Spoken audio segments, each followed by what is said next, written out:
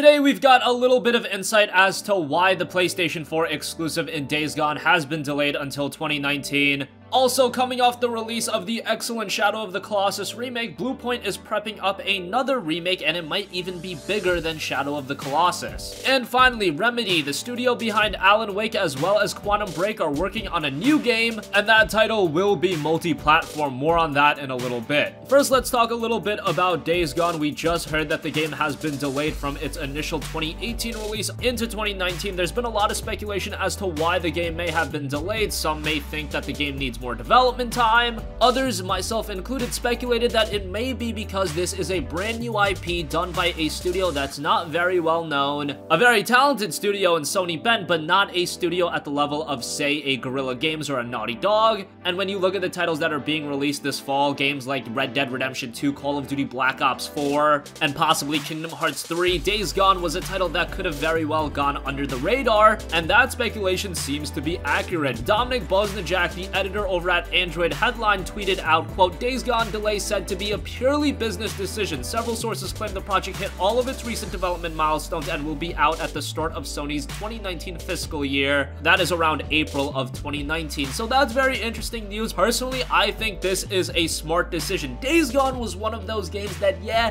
gamers were looking forward to it, but when you talk about the highly anticipated games, it just wasn't up there with games like Spider-Man, with games like Red Dead Redemption 2, your Kingdom Hearts 3. It's just not at that level. It's a nice game, but a game that if it was released in fall, I could very well see get swept under the rug by all of the other heavy hitters releasing in the fall. So waiting until early next year to release the game, hopefully during a more quiet time, is probably the right call. We saw that Sony brought out a new IP with Horizon Zero Dawn in February of 2017. It was a little bit more of a quieter period in gaming, and that game performed exceptionally well from a commercial standpoint. Now, it does have to be said that Horizon Zero Dawn was done by Guerrilla Games, a studio with a gigantic pedigree behind them, but you get the idea. The similarities are there. Days Gone is a brand new IP that I'm sure Sony wants to gain some traction, and the studio behind it, Sony Bend Studio, are extremely talented, but this is really their first foray into a AAA experience in quite a while. So there you have that. We just hope that Days Gone turns out to be a quality product, and it is shaping up that way. Moving on from that, Bluepoint just released the excellent Shadow of the Colossus remake. That was a fantastic game. Now, Shadow of the Colossus was already a great game, but the remake on the PlayStation 4 made it even better. It ran great. Whether you have the base PlayStation 4 or the PlayStation 4 Pro, it is a joy to go through. And Digital Foundry had the chance to talk with Bluepoint and what their next game could be, whether it would be a remake or an original project, and they said this, quote, "Well, we could, but we're doing another remake." That was said by Bluepoint's president, Marco Thrush. He said, quote, "This project in Shadow of the Colossus served us a great point of growing the art team to the point where we can take on a full AAA game major scope of art content. So now our next step is let's improve the art pipeline, let's improve the engine, let's improve workflow for artists, let's grow on the art side some more to handle our next project because it's a bit bigger. And our next focus is, alright, let's work on design and add new stuff to get to the next remake because now that can be our sole focus of making sure that's where we put the time and everybody else, they're already at a level where we can perform."